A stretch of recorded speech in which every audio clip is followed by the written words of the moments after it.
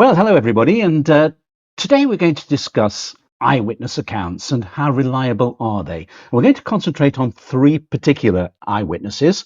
One of them is Elizabeth Long, who saw Annie Chapman with a man in Hanbury Street about 30 minutes before her murder took place. Next one is Rael Schwarz, who may have seen an attack on Elizabeth Stride 15 minutes before her body was discovered in Dutfield Yard off Berners Street.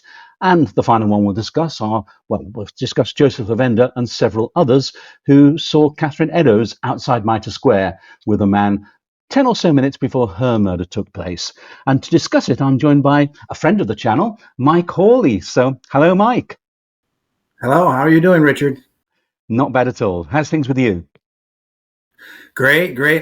Busy, but that's good. Busy hands are happy hands. It's the best way to be. And it's been, what has it been now? Is it 3 years since we last chatted? I think so, between 2 and 3 years. So it's got to be quicker than that next time. It has. Where does the time go? But so we're going to discuss eyewitness accounts. So, well, first of all, should we just begin just generally? How reliable do you think eyewitness accounts are? If somebody says, "I saw this," are they looking at it with hindsight? So, for example, I've tried this a few times myself. When I walk down the street, how many people do I actually notice as opposed to how many people do I pass and see? How many of those people do I really notice? And how many of them could I remember an hour, 2 hours, even several days later? So, what do you think of that? Well, my attorney friend that I'm always bothering, he remembers med school. He was in a class where the professor was talking and purposely had a man and a woman run into the classroom. The man had a knife attacking, saying, I'll kill you, and run through. And then what happened was that the professor continued like he just ignored it. And then what he did is he asked, there was about 100 med students, law students in that class, and he asked, what did you see? And my friend John was stunned that almost no one got the right answer. Some people wrote 3 people came in. Some people wrote it was a gun. And this was, attorneys coming, and he did that on purpose to show that eyewitness testimony is weak. And John was involved with a thing called the Innocence Project that it continues, but they looked at 239 cases where the conviction was because of eyewitness testimony. 73% of that has been overturned because of DNA evidence. 73%. And to think about the eyewitness testimony, much of that was, when you have, you're in a lineup. Some of the cases that we have with the Whitechapel murders, the eyewitness was a confrontation as opposed to in a lineup. And so the lineup is supposed to help that out, to reinforce, corroborate, but 73% overturned. So we can't ignore it because it's still used. But if you're a person that takes an eyewitness testimony as gospel and that makes your conclusion, you might want to think twice on that. Yeah, because I suppose today, one of the problems we have today is when we're looking at the murders, we're looking back through the prism of history. So we've actually got to focus on what we're looking at. These people are going into history. They're walking into that moment. And because we're looking back on it, we tend to think it's a much longer, if you like, view of the person than they actually had. Because we know, for example, with Joseph Lavender, he said it was a brief glance as he passed them standing outside Mitre Square. And Right. so I think we attribute a longer timescale to how long the witness had to look at the person and how long they took to notice the person. As a matter of fact, that's a good point because I primarily research Francis Tumbley, the questions I'll get were, one is, well, it's not him because he doesn't match any of the eyewitness testimonies. Well, my first answer is nobody saw the murders. No one saw the murders. Therefore, there were actually no eyewitnesses. They were almost eyewitnesses, so possibilities. And then I said, well, with Tumbley himself, there actually was an eyewitness account of a tall man, well-dressed man, and that was in the about November 12th newspaper, and one of the British newspapers, and it had about a man that was walking in Mitre Square, but there's a tall, well-dressed man that bumped into him coming from the Miller's Court area, that direction, and bumped into him. He had blood on his face, splatter all over, and ran and continued to run away. So there was an eyewitness account. But then what I usually get is, well, that's not the special four, meaning Elizabeth Long, Israel Schwarz, Lendi and Company, and George Hutchinson.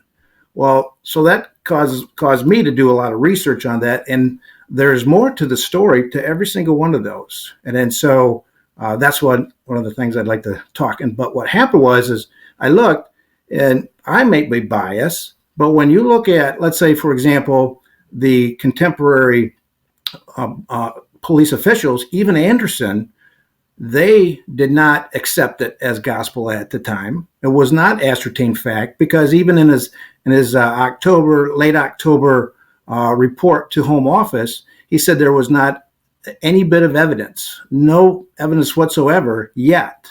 And we already had these these eyewitnesses talking. So you could see back then, and I mean, we're talking even when we look at the Edmund Reed, when he said, even after 1910, when he heard that Anderson was talking about this ascertained fact of being a Polish Jew, that he said he was convinced that no man was ever seen in company of that. And then so same thing. But again, Robert Anderson said there was no clue of any time after that about it was that report on October 23rd, 1888, the Home Office that he had. And then, of course, McNaughton said no one ever saw the murder as well. So that, to me, that's a disconnect to what we see today when we see modern experts really take those so seriously that one of those possibly saw Jack the Ripper, yet that's not what they thought back then. So there has to be more to the story, and that's what I enjoyed looking at, researching those areas. And just to reiterate that Robert Anderson was the head of the Criminal Investigation Department, so effectively the highest ranking officer with direct responsibility for the case. McNaughton was the chief constable from the 1890s, the man who compiled that list of 3 suspects who were more likely than Thomas Cutbush to have been Jack the Ripper, and he's the one who names Kosminski, Ostrog, and Druitt, and I've just forgotten who the third one. Oh, Edmund Reed. Yes. And then McNaughton, remember, he actually started, June, July of 1889. Now, before that, here's Robert Anderson during the Coles murder. He was talking to the new commissioner, what was his name? I think it was Sir Edmund Bradford. And then what he said to him that, as in the former cases, he gets a morning report that he reads. So what he's doing is he's not directly involved like Swanson on down was, but he was getting these morning reports. Well, 1889, when McNaughton took over, then Swanson wasn't reporting directly to Anderson. He was reporting to McNaughton. So McNaughton was reporting to Anderson. So those reports were likely coming from McNaughton. And that Coles murder, that we have Swanson there all day, from the morning to the evening, and also McNaughton was there. He was there when they interviewed Sadler. And then when Swanson took the Mitre Square suspect or eyewitness at Mitre Square from Duke Street and tried to identify Sadler as Jack the Ripper, and that he failed to do so. So that was 2 years later. So you could see that McNaughton was definitely involved. He wasn't a side person. Yeah, and this is Francis. We're talking about Francis Coles, who's the last name on the Whitechapel murders file, and Thomas Sadler was I wouldn't say boyfriend, but he was certainly with her for several days before the murder. So shall we start at the beginning with our 3 witnesses? Shall we begin with Elizabeth Long? So what did she see? So with Elizabeth Long, she was coming from Brick Lane, going through Hanbury Street to the market. And she said that she heard that brewer's clock at 5:30 when she was going by 29 Hanbury Street. And that's when she saw a couple. Now, when she saw that couple, so that would, and then she continued on. And so remember, there's Albert Kadash that said that 5:15 in the morning, he went in the backyard at 27 Hanbury Street, and he heard someone at that spot in 29 Hanbury Street say no. So then Kadash went in and then back out, and then he heard that commotion again. So that was around 5:20. So I've heard before that, well, maybe Elizabeth Long was not correct. Maybe she heard 5:15. Well, what happened is Elizabeth Long, when she was talking about the man, she was saying that man, she gave details like the hat that was brown. So sunrise was 5:25 on that day, September 8th, 1888.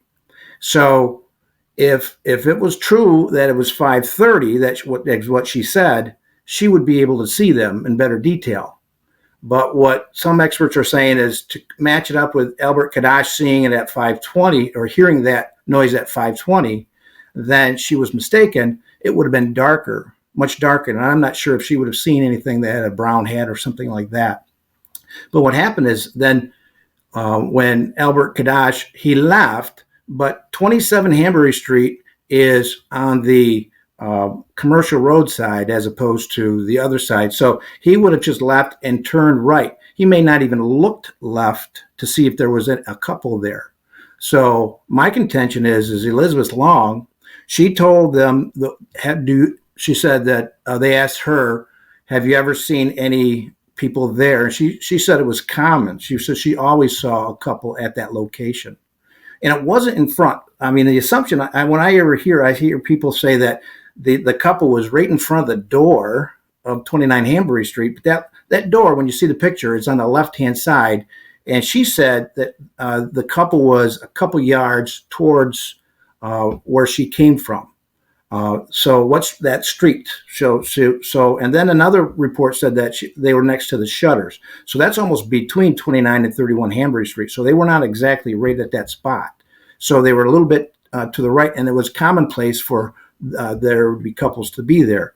My contention is that Albert Kadash absolutely heard at 5:15 and 5:20 heard the attack and the murder taking place, and that Elizabeth Long was walking by at 5:30 and saw a different couple because she could identify them, and then continued. Because remember when Albert Kadash said that when it was 5:31 when he was on the street and he was right next to the church, Christ Church.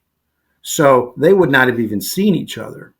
So in my contention is that she may not even have seen the right couple. Now she claimed that she recognized her from the mortuary, but again, you have a live person with their eyes, talking, and then a dead person with, eyes closed. That right there, just what we were talking about with the eyewitness testimony. I could doubt that quite a bit.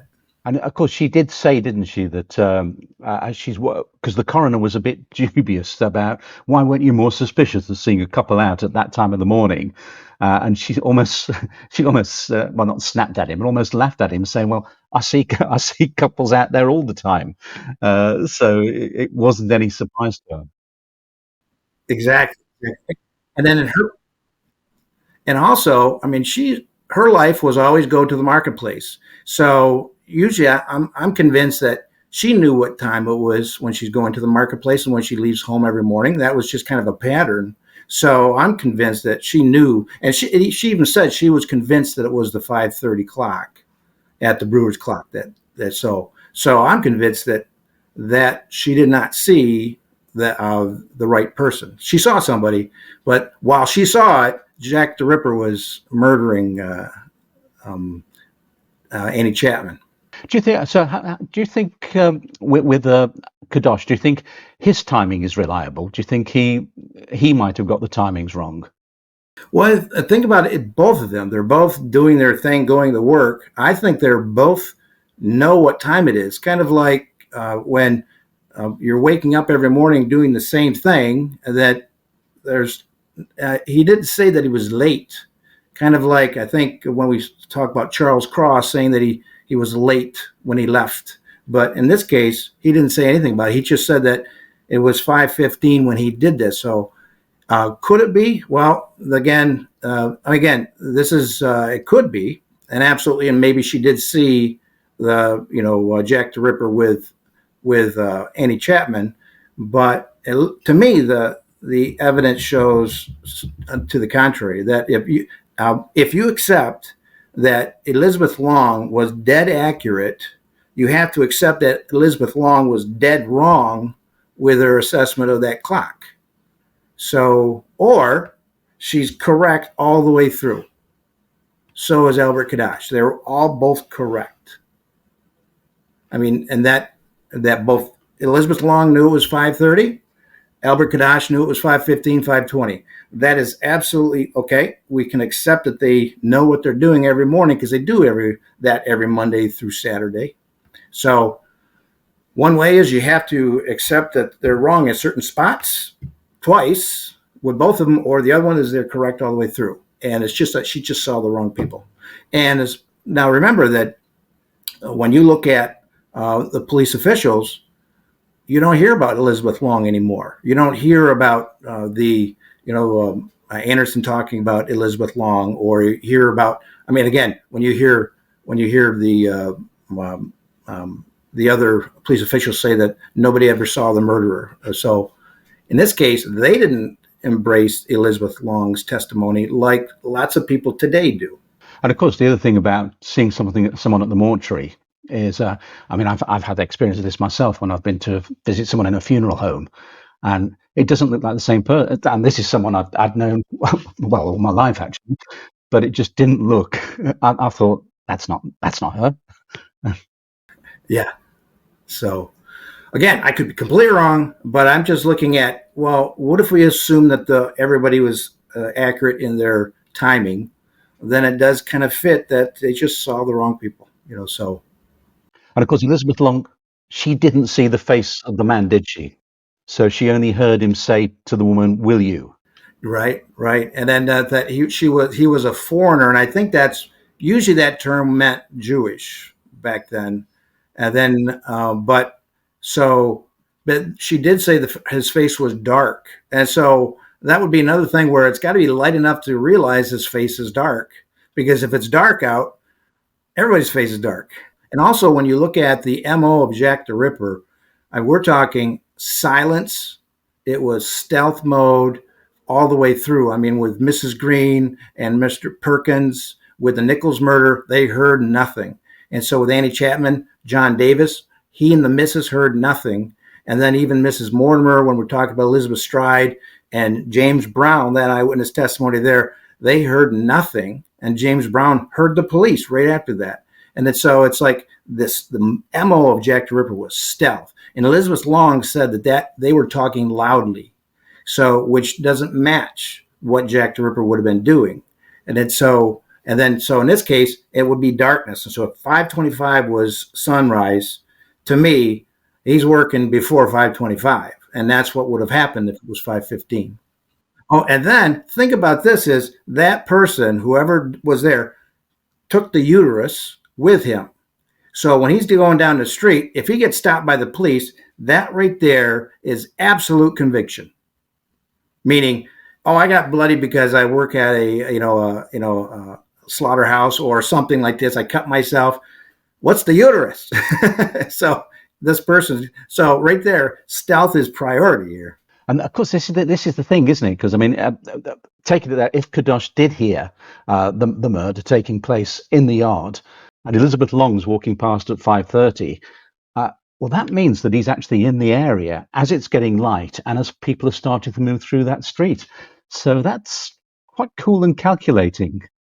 Oh, absolutely. And then so who knows what he did after that, where he went. Did he kind of quickly hide out somewhere?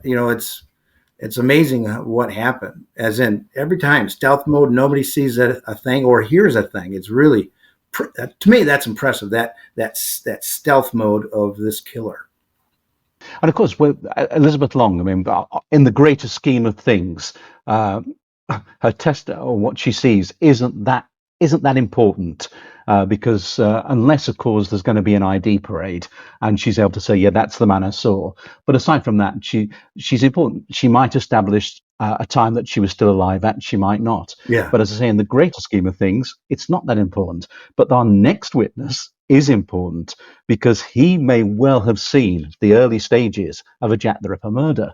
He's often put forward as being the potential for Anderson's witness, the man who identified the suspect, and his name is Israel Schwarz, and he is in Berners Street at about 12:45 on the morning of the 30th of September. What does he see? So now what he sees is this commotion going on with a couple, with actually, three people. So there's a kind of a scuffle going on in that spot with a man and a woman. And then as he's running away, then there's this other tall man, maybe either in a pipe or another account was a knife, I think.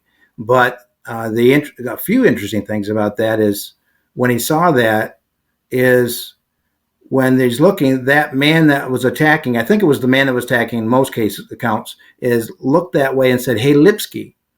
And then so that right there, Aberline was convinced it was he knew that Schwarz was Jewish, has a Jewish look. So at the time, that was kind of a derogatory comment from not Jews upon Jews, but Gentile on Jews. And so that almost says that that person that was attacking if that was Elizabeth Striden, which could very well have been, but that might not have been the murder. But that right there would have been he was a Gentile, not a Jew. And also remember that Schwarz was following him, and this kind of was a drunkard in a way. And then, so the interesting thing is he said it was 12:45, but to me, people forget about James Brown. People forget about the eyewitness account of James Brown, who said that he saw a couple right around the corner of that, just a few houses from there, that he saw, and then heard that she said, "No, not tonight," or something to that effect. And that he stayed in the area, and he remembers eating dinner, and then he heard nothing, and then he heard the police. He heard murder, he heard the term. So here's James Brown in that area at 12:45, and he would have heard a commotion, a fight going on. So my contention is what actually Swanson said just in October, that it might not very well have been the murderer, because that was at 12:45 and the murder was likely at 1 o'clock. And then so even when we hear the other witnesses saying that they heard nothing, I mean, it's amazing. But that James Brown would have heard that commotion because he heard the police clapping down, but they didn't hear a thing.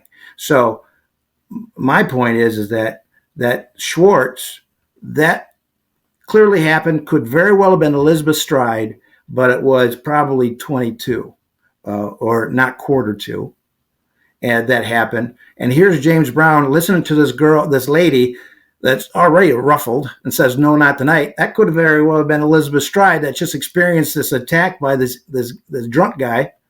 And then that guy left, and next thing you know, within minutes, that murder occurred. So I'm on the side of, again, here it is. Anderson himself in October was saying that there was absolutely no evidence yet, not a clue, and that Schwarz was already discussed. And then Swanson himself was saying that it's an important eyewitness account, but it could very well have not been him because it was 15 minutes before, and I can see it even earlier than that because of what James Brown said. So, and then to say that I get the reason why Lendi is kind of not being accepted as Anderson's that suspect is because there's problems with him. So how about Israel Schwarz? Well, he's Jewish, but it's the same day, blah blah blah. But then there's issues with him. One is that Hey Lipsky thing. I think Aberline was correct that that guy was a Gentile. And of course, the other thing about him is that Schwarz is he couldn't speak English. Everything that he was talking, he was putting through an interpreter. Yeah, right.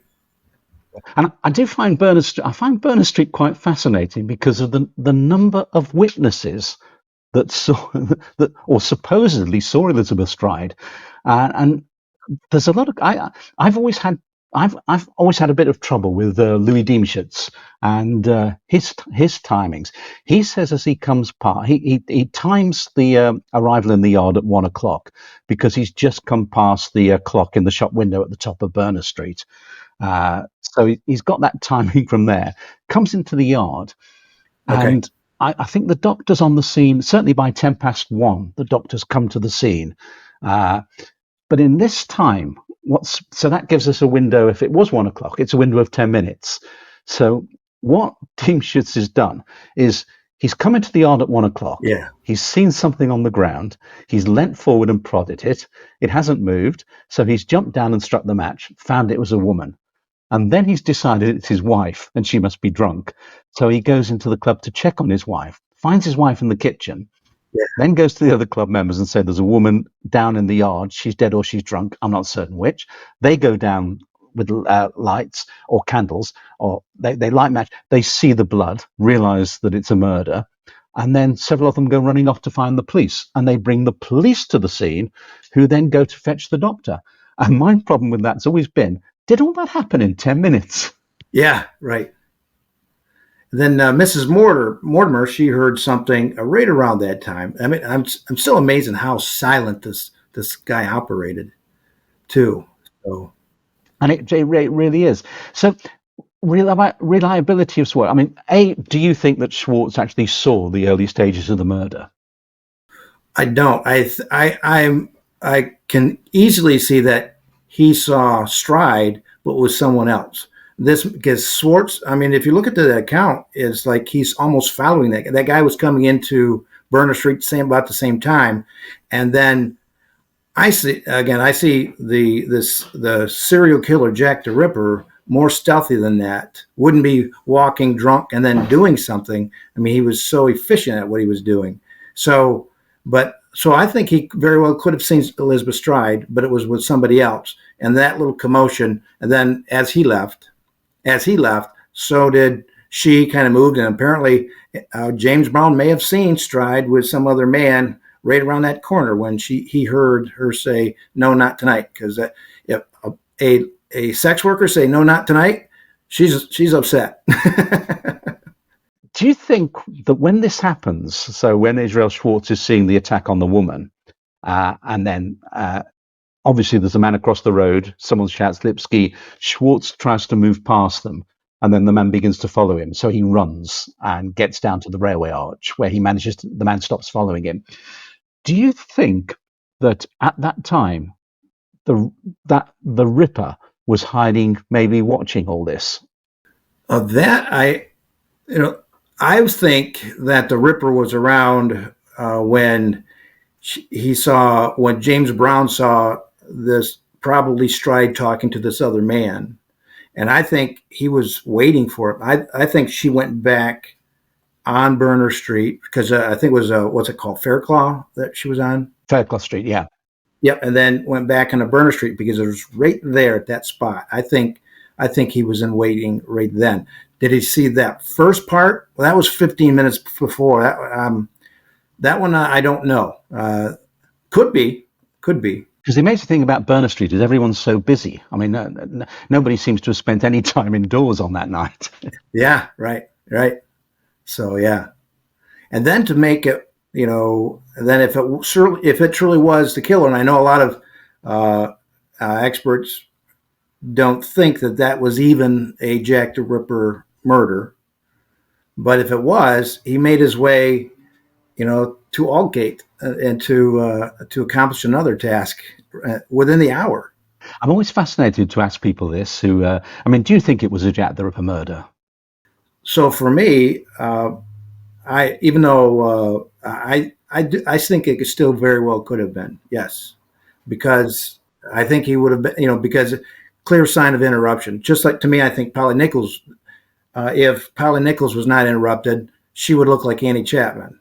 I guess I think that he was interrupted, and then so then I think there was an interruption. I would not say no. Am I 100% convinced? No. But I mean that as I say, I mean my theory, what I've always felt is that it was actually a Jack the Ripper murder, and that Louis Diemschutz interrupted him.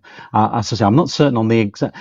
One thing that I'm always very dubious of that comes up time and time again in the Whitechapel murders is the exactness of timing, because the clock was this, the clock was that. I've got digital clocks on all on my cooker, my washing machine, my fridge. I've got digital clocks. These are I often set those wrong. They're often 5 minutes behind or 5 minutes ahead. I mean, the clocks then had to be wound up. I mean, so, and they start losing time. So, I think a nice example is the Polly Nichols murder. That there's the suggestion that there was 8 minutes missing, so that Charles Cross had 8 minutes. But when you look at it, it was actually Robert Paul. His testimony is the outlier because those three police officers all corroborate each other's time, and police officers are on the beat. So here's, so we have PC Neal saying it's 3:45, and that's when John Thane said it was 3:45.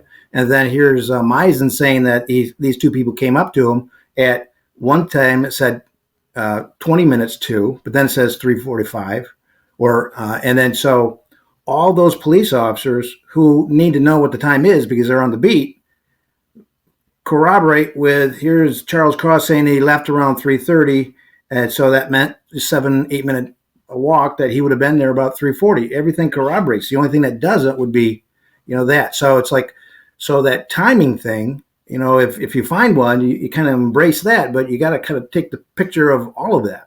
So. and I think the other thing is that as you're walking along the street, and again, this is a point we made earlier, that we look at it, we're looking back on it. So but we're starting to fill in, well, this would have happened, then that would have happened, then this would have happened. They're walking into it. I mean, Robert Paul's not walking along there thinking, I'm about to find Jack the Ripper's first victim. So, and I think, as you don't take note of, you're not going to think the exact time. He's not going to say, oh, well, exactly that time I found that body. You're going to be thinking back. And I think that's the case with every witness. They're going to have been thinking back and thinking, well, I left home at this. And you start to fill in. You're filling in the blanks in your memory. Right. So in the case of Elizabeth Long, she heard that brewer's clock. And so it's her, every morning she gets up to pretty much the same time, I'm sure. She didn't say she was late at time or early. So she was convinced it was 5:30 because of that brewer's clock. So at least she heard that, and so that she could use that. But then, so. And then, of course, we come to the next one. Now, this is a witness who I would have said until a few years ago, this is the man I would have said was Anderson's witness. And this is a man who I would have been convinced saw the face of Jack the Ripper. And this is Joseph Lavender. And he's the man who's walking along Duke's Place outside Mitre Square. Oh, well, there's three of them. Actually, there's him, Harry Harris, and Joseph and Levy. They're walking down there, and they see the man and the woman on the corner. Harris and Levy are a bit disgusted. They don't like seeing these characters out at that time of the morning, so they cross over the road to avoid them. Lavender, though, for some reason, just carries on and walks straight past them, and gets quite a good view of them. As far as it gives us quite a detailed description of the man. And given he then said he wouldn't be able to recognize him again, that's something that puzzles me, that he gives a good description of him and then says, but I wouldn't recognize him again. So what do you think about Joseph Lavender?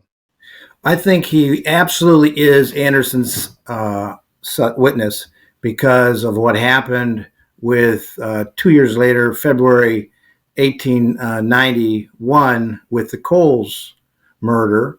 And so it was Swanson and McNaughton that were at that Coles murder. And in that report, it was a Daily Telegraph. It was February 18th, 1891. And it talks about this reporter saying that the only trustworthy description of the assassin, which here that kind of resonates with me when I hear about Anderson and Swanson talking about their witness, says that a gentleman in the night of Mitre Square on Duke Street.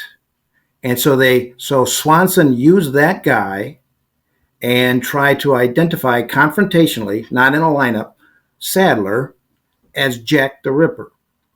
And then so he was not doing it to say, who's this guy? At that time, they were convinced that Coles was a Jack the Ripper victim and that Sadler could be it. And so he used the suspect. So that right there is Swanson. That's 2 years later. How coincidental that within a week of that or so is when Kosminski went to Colney Hatch. So, and then was released, with the brother. There's a brother. It's so amazing to me by that 2 years later, Swanson was convinced that eyewitness from Duke Street. I mean, it could be Joseph Levy, but I'm convinced it was Lendi. So, but it was not Schwarz. And here is Swanson using that guy to identify this person. And then what happened is he didn't identify Sadler. Therefore, Sadler was not Jack the Ripper in his mind. So that right there, I'm convinced. And that was 1891.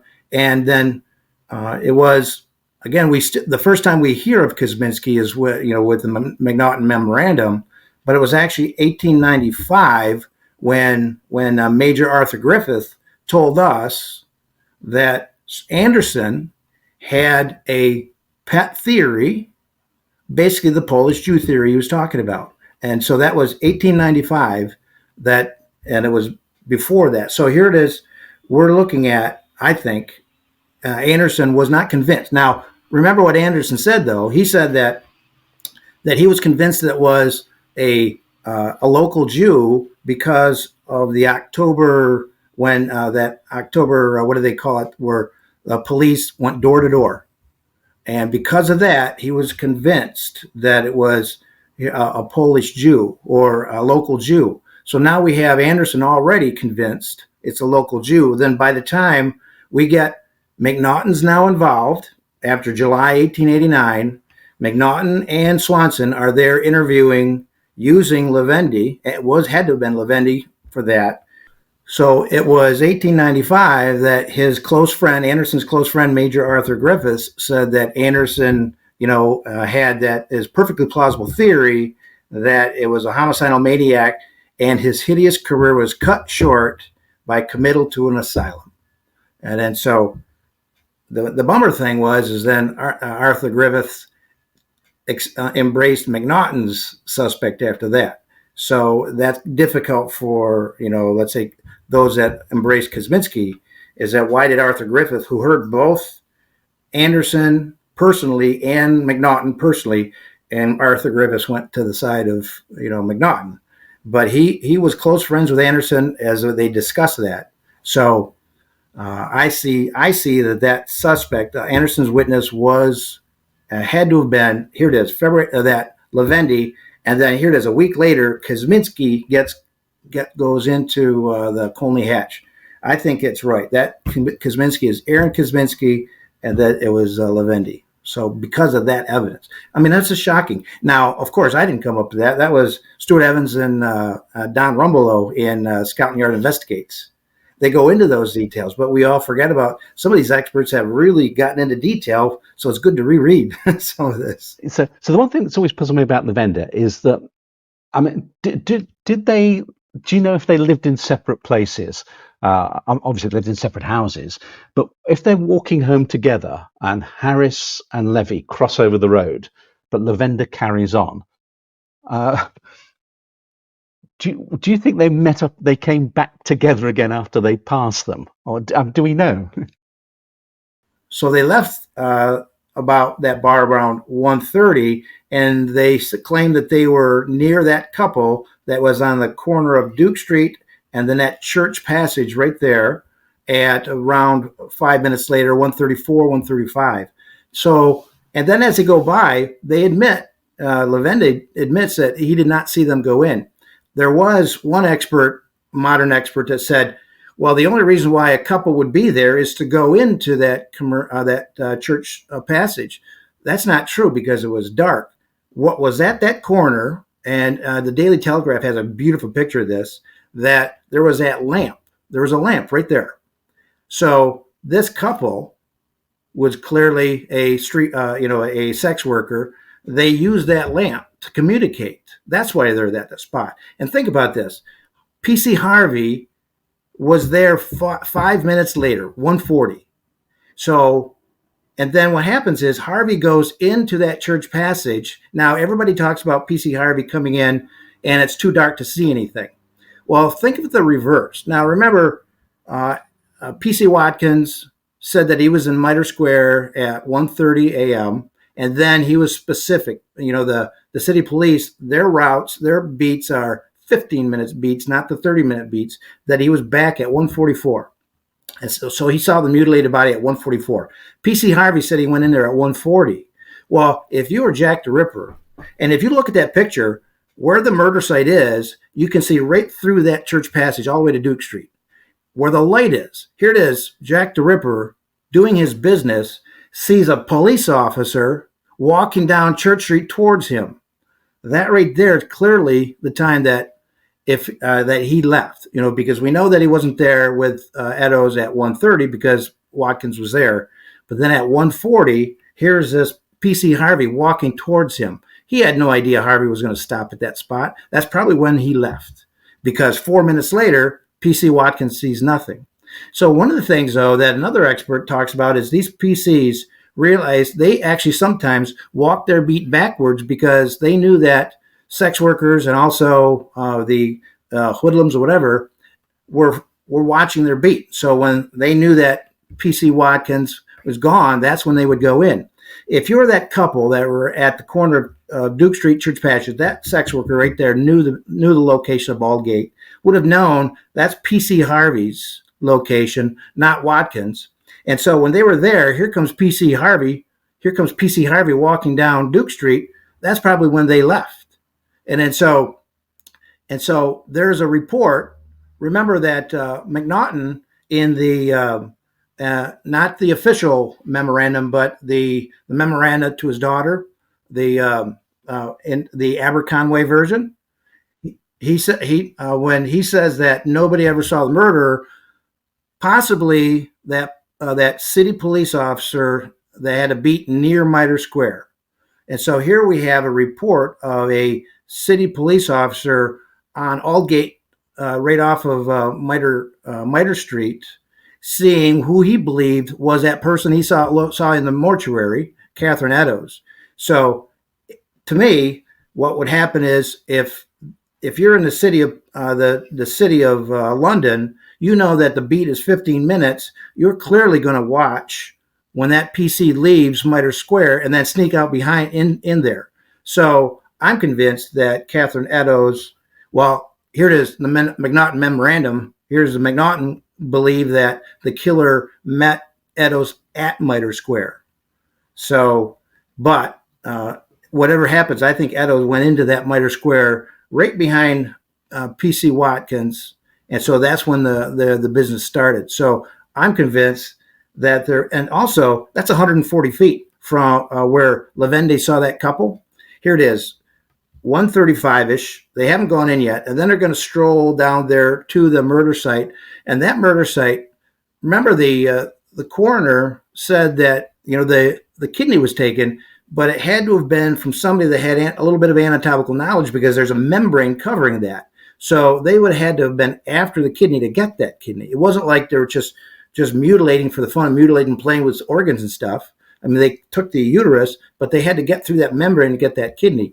This takes a little bit of time, even though if it took 5-10 minutes, whatever, there's V's cut in her face.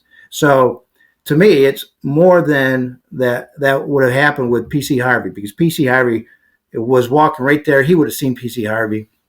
I think the time, 10 minutes is enough in that case. So I'm convinced that the Eddowes came in the entrance where PC Watkins is, followed PC Watkins, the beat, which they did in that time. And so do you think the man that Lendi saw was the murderer? No, I think it was just another John. I think so.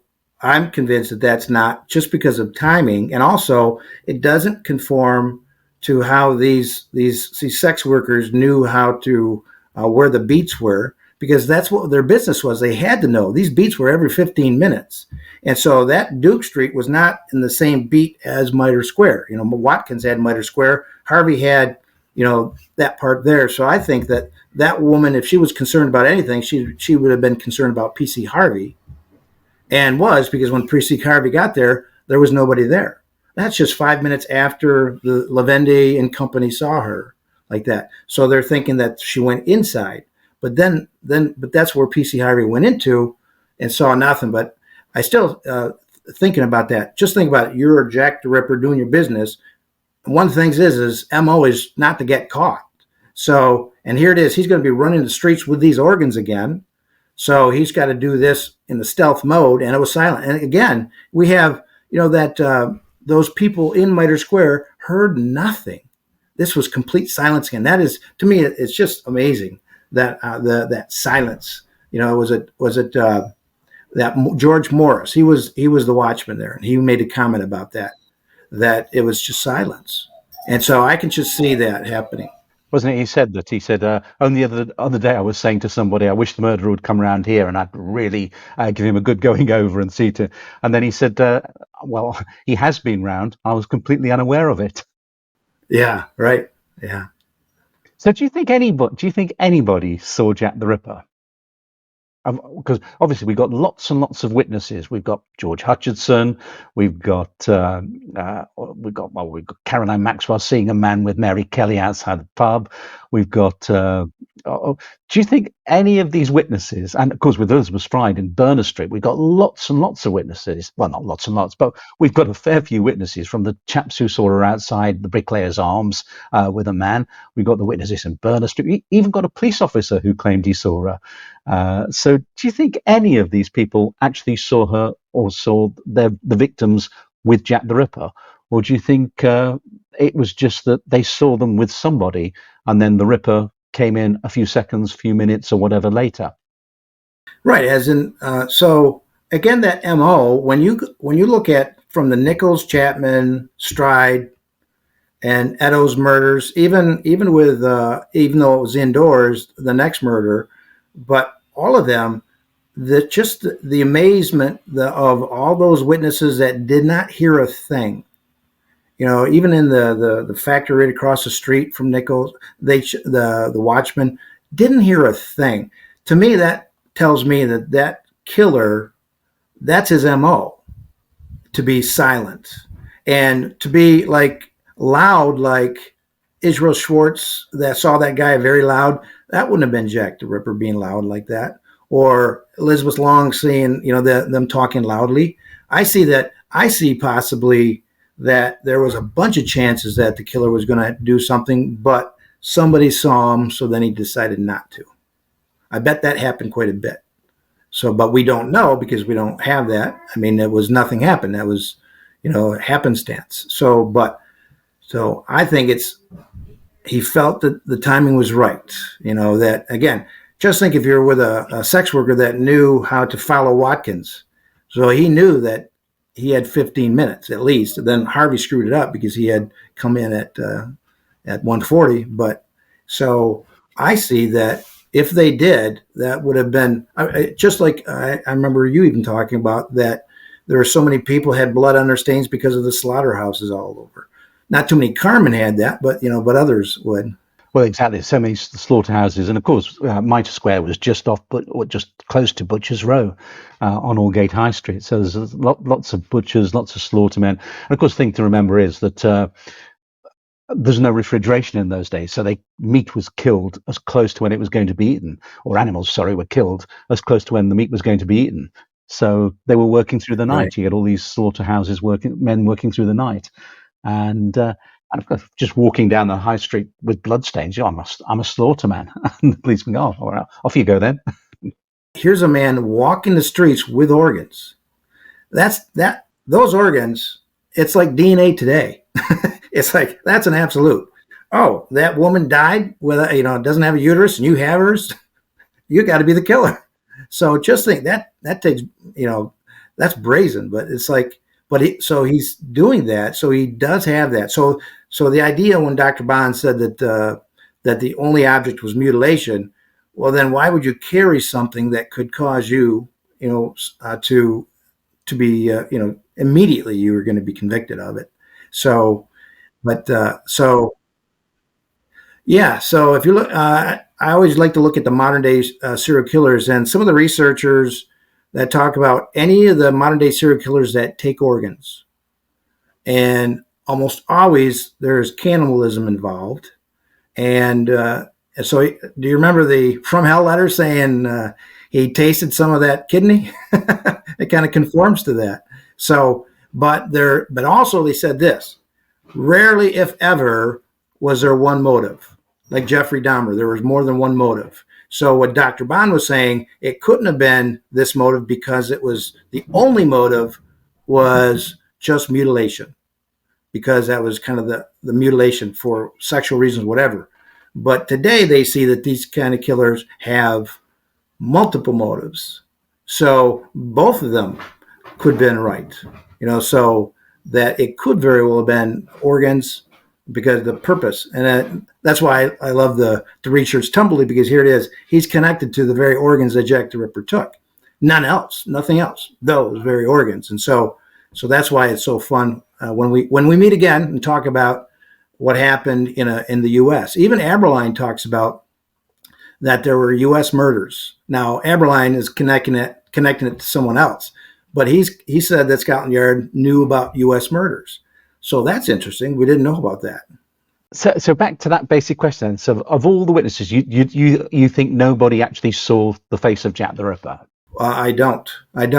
Of course, that tall man that was blood splatter, absolutely him, because he matches Tumbly, right? No, but my point is when the Innocence Project said that 73% were overturned through DNA evidence, we need still to use it. They might very well have done it, but don't ever reject or discount suspects because of eyewitness testimony.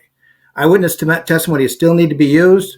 Elizabeth Long may have seen the killer, but she may have gotten it wrong anyway. So we can't put that so priority that a lot of people today did, but back then they didn't even take it as priority. I think we've given people food for thought, and I'm sure we get lots of comments and discussions about it. So, Mike, I'd just like to say, what are you working on at the moment, by the way? And can you tell us, or is it top secret? Oh, not top secret. I mean, they've talked about it. There's a documentary being now on the latest book on Dr. Francis Tumbly and the Railway Ripper, and some of that. So some of the new things I've found out. What happened when Tumbly was back in America, all these unsolved Ripper-like murders, and surprise, surprise, his office is right there. There's the documentary should be a docu-series of 3 years. I mean, there's so much stuff on this guy, but we got to break it down. So that's in the works right now. Yeah, and all your work's on your website. So I'll put a link to your website in the description down below. But I'd like to say thank you, Mike. It's been great to talk to you. Let's make it a lot sooner. Let's not leave it 3 years next time. Absolutely. All the very best. Have a great day. You too.